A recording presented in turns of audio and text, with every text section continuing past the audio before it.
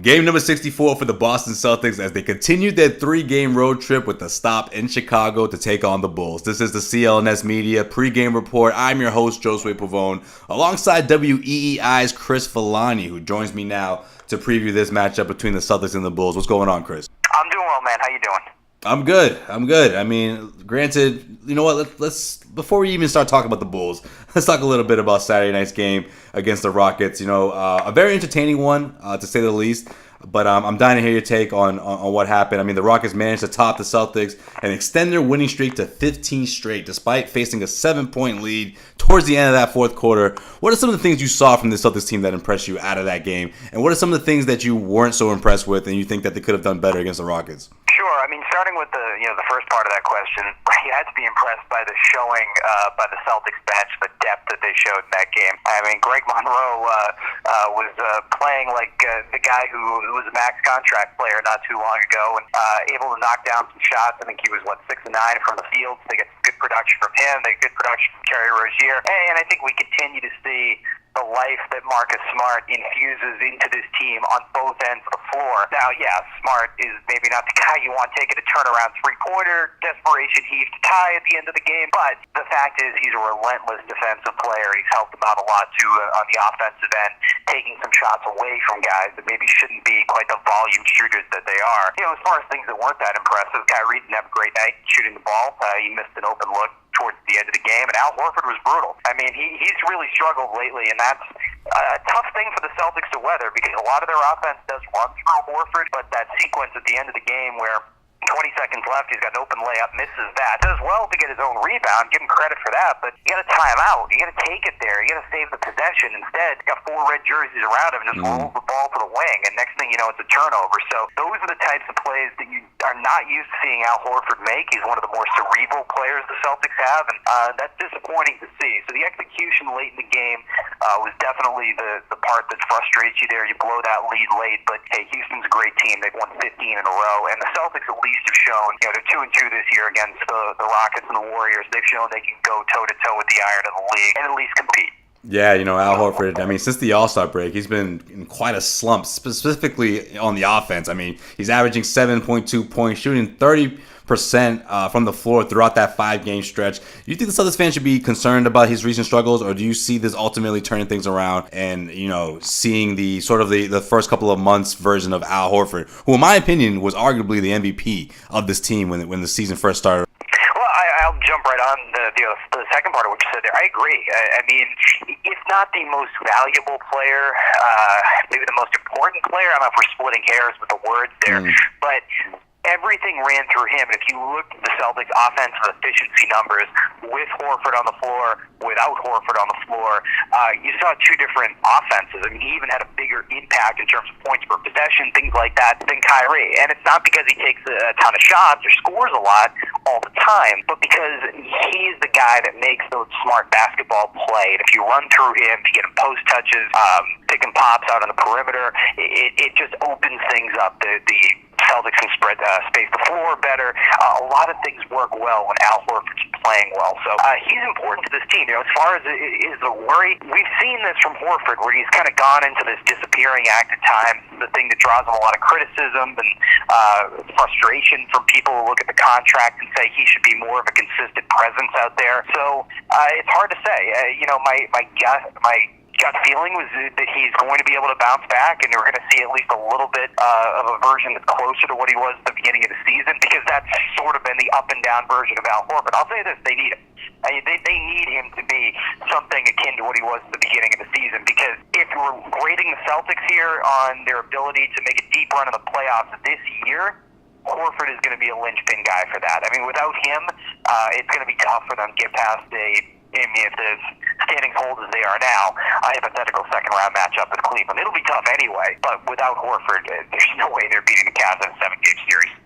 This edition of the Celtics Pregame Report is brought to you by SeatGeek. The easiest way to shop for Celtics tickets is by downloading the SeatGeek app, and when you enter the promo code Garden Report, you save $20 off of your first purchase. That's SeatGeek. Download the app, enter the promo code Garden Report, and save yourself $20. Chris, so the Celtics and Bulls, I mean, they entered tonight's game with the season series split at 1 game apiece. The Celtics got the best out of Chicago in their last showdown, but it was 2 weeks before that where the Bulls managed to give the Celtics one of their worst losses of the season, a 23-point spanking. What do the Celtics need to do in order to avoid that from happening again? And how do they bounce back from the loss against the Rockets? Yeah, I don't see that happening again. I mean, you can chalk that up as opposed to, quote-unquote, one of those nights, as the old cliche goes. All in all, I like what this team is doing since the All-Star break. I know we just kind of harped on the struggles of Al Horford and the fact that it just came off a loss. But again, this is against the Houston team that's one of the best in the NBA right now, that's won 15 games in a row. I mean, if not for Golden State, you're going to be talking about the Houston Rockets as a potential NBA championship team. And, I'm sure they look at themselves in that light, and they'll probably have the guy that, win the MVP in James Harden, although, frankly, I would still give it to LeBron. So that's a long way of saying the Celtics are trending in a great direction since the All-Star break. Adding Marcus Smart back in, coming back from the injury, is helping this team, as I said, on both ends of the floor. Their offensive efficiency has been much better. I don't think Kyrie's going to shoot 6 for 17, 6 for 18, whatever he was on Saturday, again tonight. So I think this is a game that's very much ripe for a bounce back for the Celtics, and I think it's one that gives them a great opportunity to snap the momentum right back after a frustrating end to that game on Saturday night. All right, well, with that being said, this is the way I end every single pregame report, but I'm going to have to ask you anyways. Who wins tonight? What's your prediction? Celtics win tonight, and I think this has got the makings of a really good bounce-back performance. Like I said, I think I wouldn't be surprised to see Kyrie go off tonight. And, hey, maybe this is an opportunity for Al Horford. I mean, his struggles, I really felt like it bottomed out on Saturday. Again, that sequence at the end of the game, I think he was 4 for 12 for the game in general, so this will be a nice opportunity for him to try to bounce back as well. But Celtics win tonight. They make it 5 out of 6 into the All-Star break, continue this turnaround, and, man, neck and neck with Toronto down the stretch should be a lot of fun. It's unfortunate, too, because he hit a big shot before he made that, turnover. And also, kudos to Brad Stevens, because I love the fact that out of a timeout, I mean, he didn't make this shot. This is the attempt that he missed before making the big shot down the stretch. But he came out of the timeout, set up a play for him. That's the type of thing I like to see Brad Stevens do. Set up plays for Al Horford instead of seeing Al sort of, find his way with the ball at the end of plays when the play gets broken down. And that's when you tend to see a big shot towards the end of the fourth quarter. No doubt. I mean, Brad Stevens knows as well as we all do how effective and efficient this offense can be when Al Horford is a part of it, when it's running through him, and you end up with, quality plays and quality looks like the set piece out of the timeout, which are better than Marcus Smart trying to pull off a Christian Laettner turnaround desperation deep three-pointer that did come close. I mean, come on, give him some credit. It almost went in. Yeah, it was something. I don't know what it was, but it was definitely something. So we'll see. But no, I agree. And maybe Brad can let us have a little fun too with Gordon Hayward, for crying out loud, and shooting down the rumors again over the weekend was brutal about Hayward coming back. But we'll see. I'm going to watch tonight's game on an anti-G treadmill and see how it goes.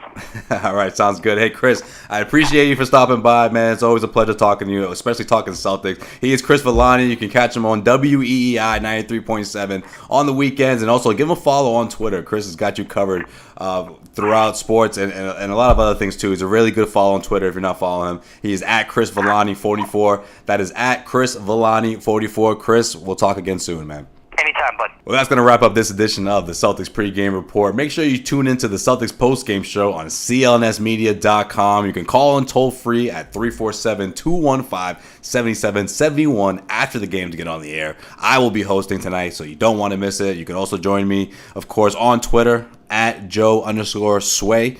You give me a follow. Soon after the final buzzer, I will be on the Celtics postgame show on CLNS Media. The way you call in is 347-215-7771. Again, the phone number to call in is 347-215-7771. Weekday shows air on the Celtics Newsfeed channel, on iTunes, Stitcher, and the CLNS Media mobile app. For today's Boston Celtics pregame report with Josue Pavone, this is Josue Pavone signing off.